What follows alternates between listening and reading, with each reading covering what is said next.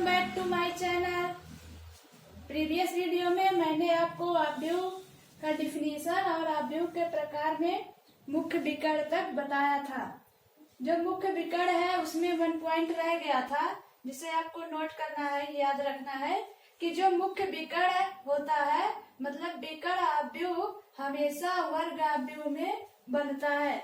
मुख्य विकर्ण जो होता है, मुख्य विकर्ण अवयव जो है हमेशा वर्ग अवयव में बनता है या आयत में नहीं बनता है। जैसे देख लीजिए, वर्ग अवयव में ही बनेगा, ए हो, बी हो, सी हो, डी हो। तब देखिए विकर्ण जो हुआ ये हुआ ए डी, अगर ये भी आप मान सकते हैं लेकिन ज्यादातर हम लोग ये लेते हैं। जो तिरछी मतलब विकर्ण में जो हम बताए थे, जैसे कोई स्क्वायर में हो तो एक शीर्ष से दूसरे शीर्ष तक जाने वाली जो होती है रेखा, वही विकर्ण होता है। तो यह जो है ए और डी जो है उसका विकर्ण अवयव है, यही ए और डी। अब हम कह रहे हैं केवल वर्ग अवयव में ही बनता है, आयत में नहीं बनता। क्यों नहीं बनता देख लीजिए, आयत में होगा A B C D E F. इसमें देखिए विकर्ण अवयव बनेगा ही नहीं। देखिए कहाँ गया, यहाँ तक गया, यहाँ कोई संख्या है नहीं दिया, इसलिए या वर्ग या विकर्ण अवयव जो होगा आयताकार जो अवयव होगा उसमें नहीं बनेगा। यह केवल वर्ग अवयव में ही बनता है। कौन सा? मुख्य विकर्ण।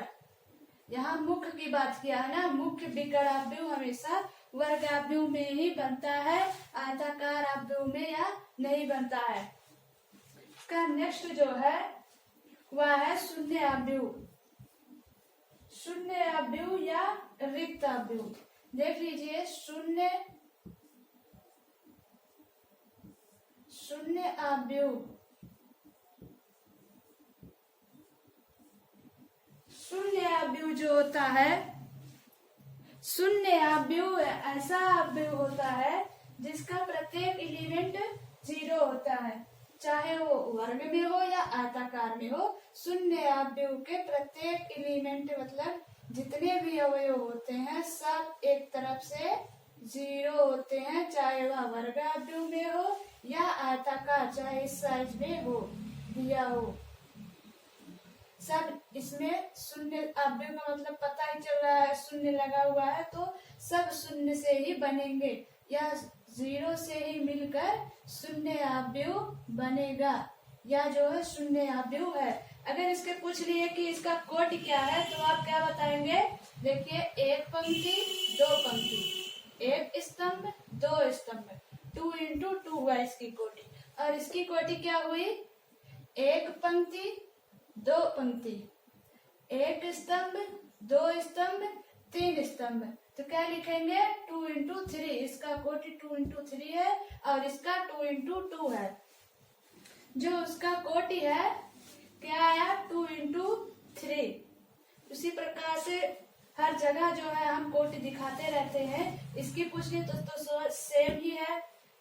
आपको समझ में आया होगा कि शून्य अवयव क्या होता है, प्रत्येक एलिमेंट जो होती है 0 होती है। आप इसे लिख लीजिए। अगला है 8 नंबर जो दिया हुआ है वह है इकाई या तत्समक अवयव। अब इकाई या तत्समक अवयव क्या होता है? इकाई से हम लोग क्या जानते हैं? इकाई मतलब एक होता है, ऐसा अवयव जिसके मुख्य विकर्ण, ऐसा अवयव जिसके मुख्य विकर्ण। अब मुख्य विकर्ण की बात कर लिए हैं तो इसका मतलब वर्ग में ही रहेगा, 2 into 2 या 3 into 3 कोटि रहेगी या 4 into 4। इकाई या तत्समक अवयव ऐसा अवयव होता है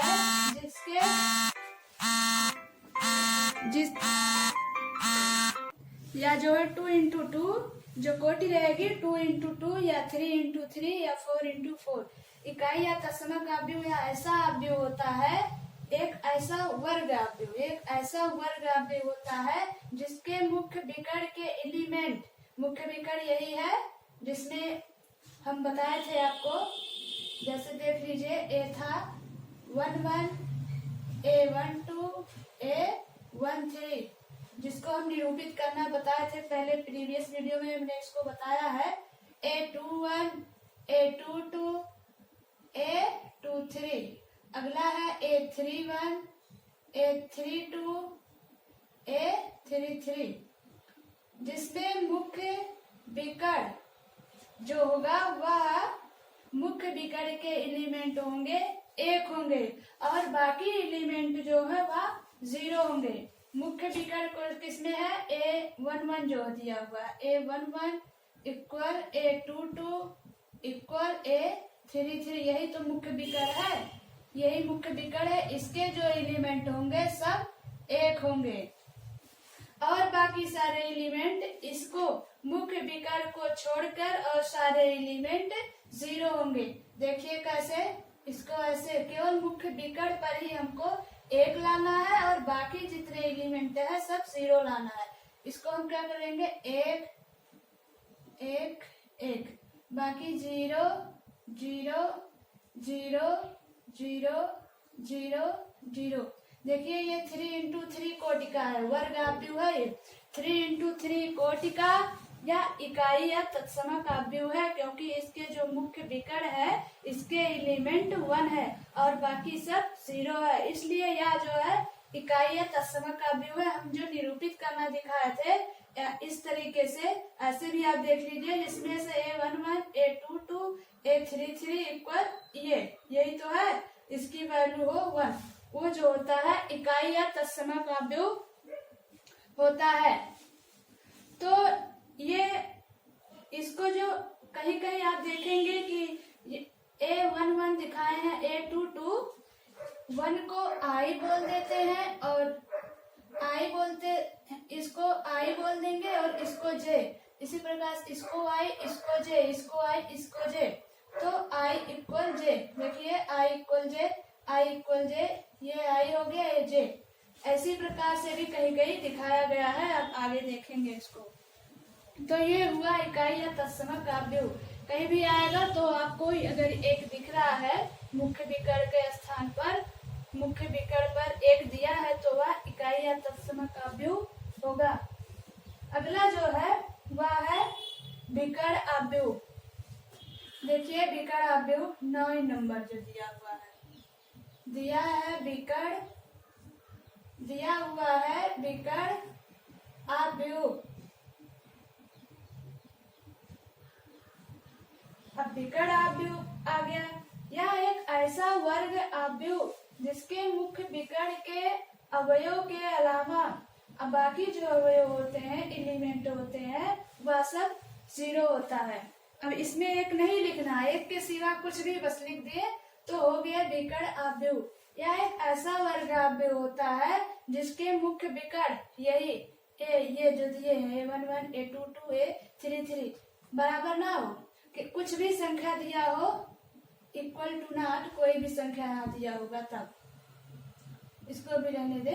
तो विकर्ण आव्यूह में, विकर्ण आव्यूह जो होता है मुख्य विकर्ण को छोड़कर बाकी सारे एलिमेंट 0 हो, मुख्य विकर्ण पर कोई भी संख्या हो, जैसे देखिए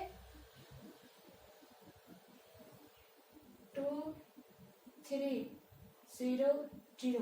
देखिए मुख्य विकर्ण है, मुख्य विकर्ण जो है 2 और 3 है, बाकी इसमें 0 है, तो यह विकर्ण आव्यूह हो गया। ऐसा वर्ग आव्यूह, यह देखिए 2 इंटू 2 कोटिका वर्ग आव्यूह है। यह ऐसा वर्ग आव्यूह जिसके मुख्य विकर्ण को छोड़कर और सारे एलिमेंट 0 हो, वह क्या होता है विकर्ण आव्यूह। अगर 3 इंटू 3 कोटि में देख लिए तो यही ये सेम नहीं रहेगा, बस बाकी कोई भी संख्या रहेगी। ये हुआ 3 इंटू 3 कोटिका। और अगर अगला बात कर दिया तो यहाँ हो जाएगा जैसे विकर्ण आव्यूह में अगर 3 इंटू 3 कोटि की बात कर रहे हैं तो वहां पर 3 या तो 4 या यहाँ 6 ऐसे हो जाएगा, समान नहीं रहेगी। बस ये जो विकर्ण है इस पर कोई वैल्यू समान नहीं रहेगी, बाकी सब 0 रहेगा, तो वो जो है विकर्ण आव्यूह होता है। तो विकर्ण आव्यूह ऐसा वर्ग आव्यूह है जिसके मुख्य विकर्ण के अलावा, मुख्य विकर्ण के अलावा बाकी जितने अवयव हैं सब 0 होता है। दिया हो देखिए आगे इसका 3 इंटू 3 कोटिका 2 0 0 0 5 0 0 0 3। देखिए हुआ ना विकर्ण। एक ऐसा वर्गाव्यूह वर्ग है, ये देखिए 3 इंटू 3 कोटि का है। एक ऐसा वर्गाव्यूह जिसके विकर्ण मुख्य विकर्ण यही हुआ, मुख्य विकर्ण के अलावा सारे एलिमेंट 0 हो, और ये जो मुख्य विकर्ण है उसके एलिमेंट बराबर ना हो, उसके एलिमेंट जो है बराबर ना हो। बराबर हो भी सकते हैं लेकिन ज्यादातर विकर्ण जो इसके दिए हुए हैं ये बराबर इक्वल ना हो तो वह विकर्ण कहलाता है। यह जो दिया हुआ है ये 3 इंटू 3 कोटि का विकर्ण है। आप इसे नोट कर लीजिए। इकाई में बस एक एक होता है, बाकी सब 0, और विकर्ण में कोई भी संख्या विकर्ण के स्थान पर होती है और बाकी जो है सब 0 होता है। बाद 10वां जो है वह है अदिश आव्यूह। अब अदिश आव्यूह क्या है? विकर्ण आव्यूह में मैंने आपको बताया कि जो विकर्ण रहते हैं उसके जो विकर्ण के एलिमेंट थे वो बराबर नहीं थे, और अदिश आव्यूह में यह जो होगा मुख्य विकर्ण के एलिमेंट जो है इक्वल होंगे, जैसे 2 2 2 3 3 3 4 4 4, इस प्रकार से अदिश आव्यूह वही कहलाएगा। इसके पहले विकर्ण आव्यूह था, केवल विकर्ण आव्यूह में था कि बराबर नहीं होते, बाकी सब जैसे। अब इसमें होगा अदिश आव्यूह में यह एक ऐसा विकर्ण आव्यूह होता है, अदिश आव्यूह एक ऐसा विकर्ण आव्यूह होगा, देखिए, जिसके एलिमेंट बराबर हो और जिसके विकर्ण के मुख्य विकर्ण के एलिमेंट बराबर हो। देखिए ये बराबर हुआ, मुख्य विकर्ण के एलिमेंट बराबर हो, बाकी 0 हो। इसके पहले वाले में था कि बराबर नहीं था, बट इस वाले में अदिश आव्यूह में बराबर होगा। ये 2 इंटू 2 कोटि का आव्यूह है। और अगला जो होगा 3 इंटू 3 कोटि का आ गया, अगर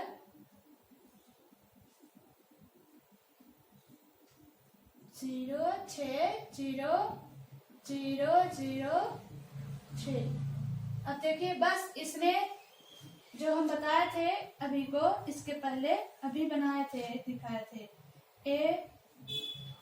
A11 A12 A13 A21 A22 A23 A31 A32 A33। ये देखिए A11 A1 ये जो दिया हुआ है A11, देखिए A11 equal A22 equal A33, या जो है सब इसके एलिमेंट यही तो है, इसके सब इक्वल हो, बाकी कोई भी संख्या हो बट केवल इक्वल हो, तो वह जो होगा अदिश आव्यूह कहलाएगा।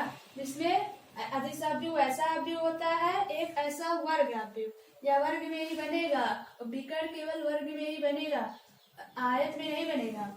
एक ऐसा वर्ग आव्यूह जिसके मुख्य विकर्ण के एलिमेंट इक्वल हो और बाकी सारे एलिमेंट 0 हो। मुख्य विकर्ण के एलिमेंट देखिए यहाँ, मुख्य विकर्ण के एलिमेंट इक्वल हो, बाकी सब 0 हो, ऐसा आव्यूह अदिश आव्यूह कहलाता है। अगला जो दिया हुआ है वह है ऊपर त्रिभुजीय आव्यूह। यह ऐसा आव्यूह होता है, ऊपर त्रिभुजीय आव्यूह, यह ऐसा आव्यूह होता है जिसमें मुख्य विकर्ण के, एक ऐसा वर्ग आव्यूह होता है जिसमें मुख्य विकर्ण के नीचे के सारे एलिमेंट जैसे दिया हो ऐसे है, हमें पता है विकर्ण इसी पर बनती है। मुख्य विकर्ण यही है, मुख्य विकर्ण के नीचे के सारे एलिमेंट 0 हो और उधर कोई संख्या दे दी गई हो। मुख्य विकर्ण के नीचे के सारे एलिमेंट 0 हो। अब यहाँ हम कुछ लिख दे रहे हैं, 2 3 4 5 6 7। मुख्य विकर्ण के नीचे जितने थे सब 0 हो और उसके ऊपर कोई भी संख्या हो, वह ऊपरी त्रिभुजीय आव्यूह कहलाता है। और इस तरीके से भी आप जान सकते हैं, दिया हुआ ऊपरी त्रिभुजीय, ऊपरी देखिए त्रिभुज बन रहा कि नहीं, बना कि नहीं त्रिभुज, ऊपर की तरफ ये है तो यह ऊपरी त्रिभुजीय आव्यूह कहलाएगा। और यह जो है हमेशा यह भी वर्ग आव्यूह में ही बनेगा। यह एक ऐसा वर्ग आव्यूह होता है जिसमें मुख्य विकर्ण के नीचे के सारे, मुख्य विकर्ण ये हुआ, उसके नीचे के सारे एलिमेंट 0 हो और उसके ऊपर जो है कोई भी संख्या हो तो वह ऊपरी त्रिभुजीय आव्यूह होता है। इस प्रकार से भी जान सकते हैं, लिखा ऊपर, ऊपर का मतलब ऊपर, त्रिभुज, त्रिभुजीय का मतलब ऊपर त्रिभुज बना हो। देखिए इसके ऊपर त्रिभुज यहाँ देखिए बना हुआ है, यह हो गया ऊपरी त्रिभुजीय आव्यूह। और कोई संख्या दी हुई हो, जैसे 2 into 2 का भी दिया होता, मान लीजिए ऐसे ABCD, ओके। मुख्य विकर्ण कौन सा है, ये है। मुख्य विकर्ण के नीचे के एलिमेंट 0 हो, देखिए इसके एलिमेंट 0 हो गए।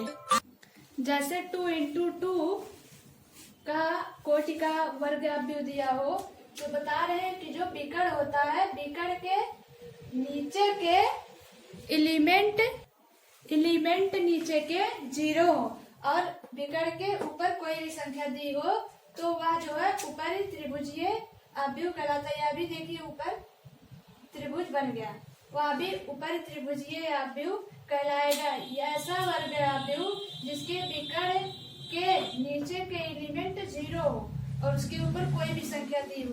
देखिए इधर भी नीचे 0 है, इधर भी नीचे 0 है, तो वह ऊपरी त्रिभुजीय आव्यूह कहलाएगा।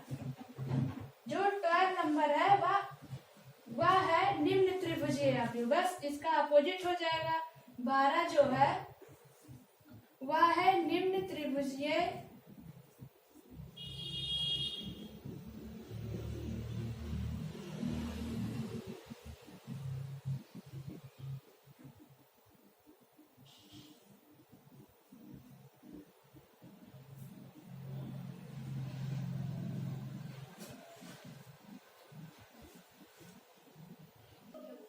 यह जो है निम्न त्रिभुजीय आव्यूह, निम्न का मतलब नीचे त्रिभुज बने। हाँ, अब की ये था विकर्ण के नीचे के एलिमेंट 0 था ना इसमें, अब की विकर्ण के ऊपर के एलिमेंट 0 हो। देखिए एक ऐसा वर्ग आव्यूह जिसके विकर्ण ये हुआ, विकर्ण के ऊपर के एलिमेंट 0 हो, बाकी उसके नीचे कोई भी संख्या दी गई हो। मुख्य विकर्ण के ऊपर के एलिमेंट 0 हो, उसके नीचे कोई भी संख्या दी गई हो तो यह निम्न त्रिभुजीय आव्यूह कहलाएगा। यह देखिए किस प्रकार से त्रिभुज बना, इधर से इधर गया, इधर गया, देखिए नीचे त्रिभुज बन गई। इसका जो आधार था ऊपर नीचे है, तो यह निम्न त्रिभुजीय आव्यूह हुआ। अगर 2 ये 3 into 3 का है और 2 into 2 में देखें तो उसी प्रकार से ये भी रहेगा ABCD ऐसे दिया हुआ है।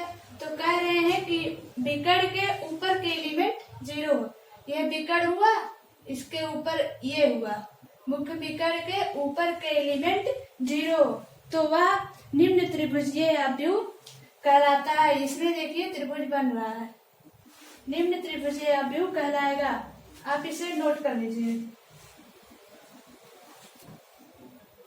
क्वेश्चन सॉल्व करने से पहले मैं आपको कुछ बेसिक बताती हूँ। इसमें जैसे ऐड करने के लिए उसमें आ गया कि एक आव्यूह से दूसरे आव्यूह को ऐड करिए। ए दिया हो ऐसे, ए दिया हो 2 3 4 5 और बी दिया हो 1 9 7 3 ऐसे दिया हो, राइट।